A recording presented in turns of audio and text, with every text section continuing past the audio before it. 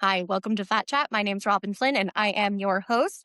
This is a podcast where we talk about what it's like to live in a fat body because we're often erased, minimized, or made to feel like the butt of the joke, the fat friend, the disgusting slob, the woman who let herself go. These are the tropes that we've seen in Hollywood over the years when it comes to fat women.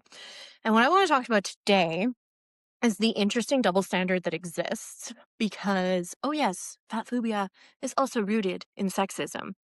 But the double standard that exists for fat women versus fat men in Hollywood, in storytelling, in movies, in television. Off the top of my head, I can think of several overweight male characters who had banging hot, slim wives. So I'm thinking like King of Queens. What was that show? According to Jim with Tim Belushi, where he also had a super hot wife. These are shows where there's the big fat slob guy. Usually he's kind of a dumbass, to be honest. Eight Simple Rules as well. You know, R.I.P. John Ritter. But, the fat guy who still had a super hot wife, the house, the kids, everything. There are very few examples of leading ladies who are fat and are not just the butt of the joke. Mike and Molly with Melissa McCarthy is an example, but I mean her husband was also hot. And I would have been so curious to see what that dynamic of that show would have looked like if Melissa McCarthy was the leading lady and her husband was a more conventionally attractive man, somebody who wasn't overweight. I suspect the public backlash would have been aggressive because there's this attitude that fat women can't bag hot guys when we're willing to accept that the opposite is true, that fat guys can bag hot girls. Usually we suspect it has a lot to do with their personality. They're very, very funny. The examples that I referenced were guys on sitcoms, of course. But there just aren't a whole lot of examples of fat women in Hollywood where they're not the butt of the joke. I think of like Fat Amy in the Pitch Perfect movies. I mean, her character is literally called Fat Amy. Um, and anytime there is somebody in Hollywood who is overweight, they are aggressively scrutinized about their size till they eventually lose weight, which is frustrating because very often they'll be huge supporters of the body positivity movement and then they end up losing weight. And like, I'm not saying that Megan Trainor or Lizzo owe us anything, obviously, but it is extremely frustrating when you see people who were previously overweight sort of abandon the whole body positivity movement. Because honestly, I feel like there's nobody who's more fat phobic than a former fat. Like those are the nastiest people, at least that I interact with online. People are like, well, I was really, really fat, so I know what it's like, and I lost weight, and you should too because you're a lazy piece of shit. And it's like, oh, calm down. But in general, I wish that there was better representation of fat women because we're not just the fat best friend. We're business owners. We're married. We date. We have kids. There's this like expectation that if you're fat, you have to be like asexual almost.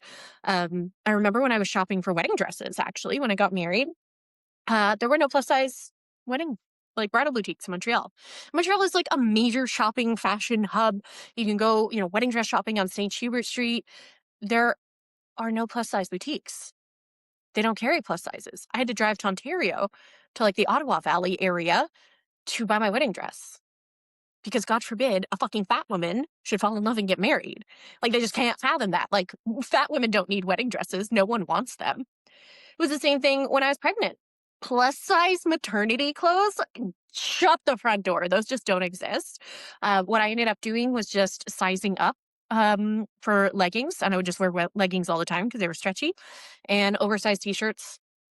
Pretty much, that was my maternity wear. I splurged on like 2 or 3 maternity t-shirts that had like the ruching, but for the most part, there just isn't plus size maternity clothing because again, I think they're like fat women don't have sex, therefore fat women don't get pregnant.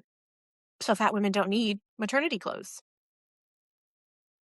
Do you know that the average woman is plus size? Like, isn't the average size woman like a 12 or 14? Like, we're at the high end of straight size at that point. So, why aren't there clothing options to fit our bodies? And why is there this assumption that we're not like everybody else, that we don't get married, that we don't have kids, that we don't have sex? Dad, this is your cue to stop listening to the podcast. I know you always listen because you like to be supportive, but I'm going to talk about sex now.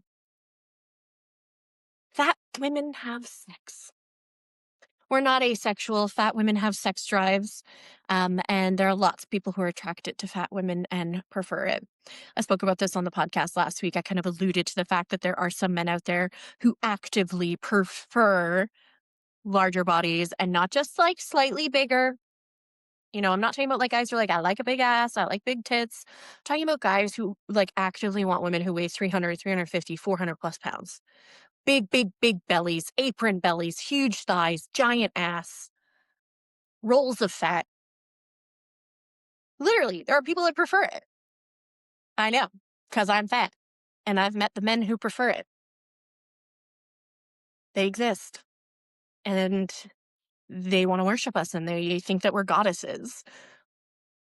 Fat women have sex. Fat women have sex drives. Spoiler alert. The other thing I really wanted to talk about this week was how to be a good friend to your fat friends. Because this is something that has come up with some of my friends who are even the most well-intentioned people who I wouldn't consider fat phobes, who say things that are actually really fat phobic. I kind of spoke about in the past what you can do to be a good friend to your fat friends, like not giving them a white plastic patio chair to sit on at the barbecue. Ain't no way. I would literally rather stand the whole time than sit on a chair that's going to crumble. But yeah, checking weight capacity on chairs and furniture. It's a great way to be a good friend. But also just being careful about the kinds of things that you say to your fat friends. For example, I bought this shirt. It's way too big on me. It'd be perfect for you. Looks like it would be your size. It's swimming on me. Do you want it? Okay. Or you go out to dinner with your friend and you've had a lot to eat. And you're feeling really, really bloated. You had pizza, pasta, whatever. Oh my God, I feel so fucking fat. Fat is not something you feel. You feel bloated because you ate a large meal that was very carbohydrate heavy and you probably were drinking alcohol as well. So you feel bloated. Totally normal. But you don't feel fat. You either are fat or you are not fat. That is a permanent state of being, not a sensation that comes and goes. So just being mindful of saying, instead of saying, I feel fat, I feel bloated. Because even the negative connotation there, I feel fat. I feel gross. I feel disgusting. Just like you all the time. That's sort of the subtext there, if you will. Also complaining about your weight to a fat person when you're not at all fat. If you are a regular sized person who still fits into regular if you are a regular sized person who still fits into regular size clothing and maybe you put on some weight, maybe you're going through perimenopause, maybe you just had a baby and you're having trouble losing the baby weight. Life happened, you got divorced, you lost your job, you put on 10 pounds. It's normal. It happens. Not everybody is meant to love the fact that they put on weight. But the way you discuss your weight around your fat friends really matters. If you're like, oh my God, I've put on so much weight, I feel so gross.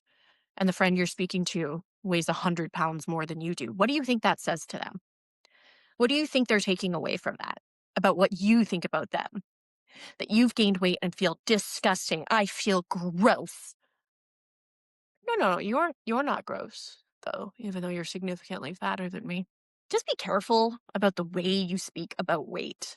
In general, I think it's really bizarre how obsessed people are about weight loss journeys. I have met very few people who are actively trying to lose weight who don't eventually start sounding like they're approaching eating disorder territory. It becomes like this all consuming obsession to not only work out and eat healthy, I guess, but to talk about it. How many steps you're doing and how often you're working out. And I went out with a friend and they had dessert and I really wanted it. It looked so good, but I was in a maintenance week, so I couldn't have it. And listen, having a fucking cannoli is not going to throw your diet off. Being miserable and restricting yourself to that degree is unsustainable. So maybe you'll lose the weight, but you're going to put some of it back on when you eventually go back to normal because usually you cannot maintain that level of restriction long term. And I know because as a fat person, I have pursued weight loss at various times over my adult life.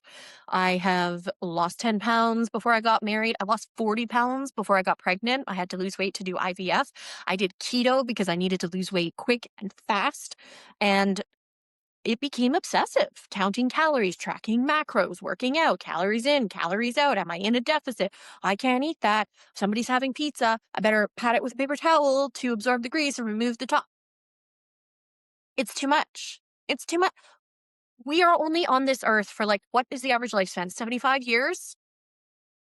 You really want to spend it being miserable and obsessing over every morsel of food that goes into your body for what? To live a few extra years? Is it even worth it at that point? Like, I would rather be fat and happy than be thin and miserable. And in my body, this PCOS ridden body, in order for me to lose weight and maintain that weight loss, I would have to be so fucking restrictive that I would hate myself. I would have no time for anything else. I would have no energy. I would be fucking miserable. And my body would naturally want to put on the weight because our bodies recognize starvation mode and they start freaking out. So your calorie deficit might work for a while, but then your body is going to adapt to it and you're going to have to reduce your calorie intake even further. Your body wants to regain the weight. It thinks that there's an issue, that you're in a famine. I've actually even read studies about descendants of Irish potato famine survivors who are more likely to be overweight. And this happened generations ago. I'm Irish. But like a famine of that degree literally altered DNA for generations because of food insecurity. Now Irish descendants hold on to weight because their ancestors didn't know where their next meal was coming from because of the fucking British. It's always England, eh? I think the moral of the story here is that there's this assumption that when you look at a fat person, specifically a fat woman, I feel like there's a lot more grace given to fat men. Correct me if I'm wrong. If I've got fat dude bros who listen to this podcast and you're like, no, man, I am discriminated against all the fucking time.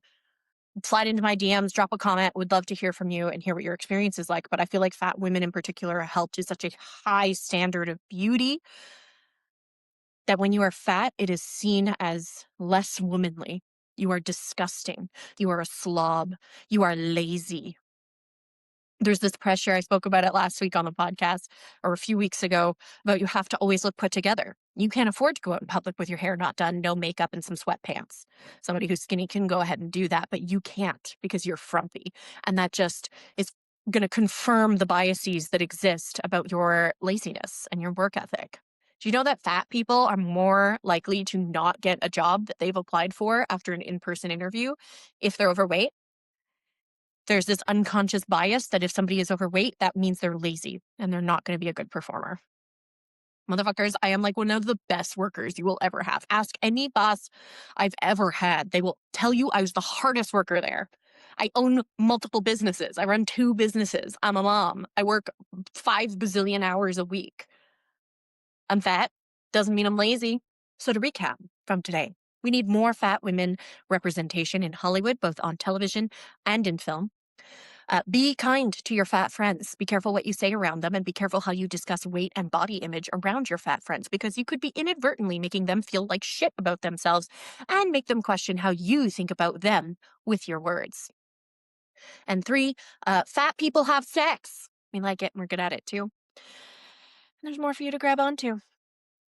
Thank you so much for watching, listening to Fat Chat. We drop new episodes every Wednesday. So if you liked what you saw or heard today, make sure that you hit that follow or subscribe button and share it with a friend. Share it with somebody else who maybe speaks about their body image in a poor manner. Share it with somebody else who's fat, who maybe has lived experience that is similar to mine. And drop in the comments stories about your experience. I would love to know more about what you have been through as a fat person. Until next week.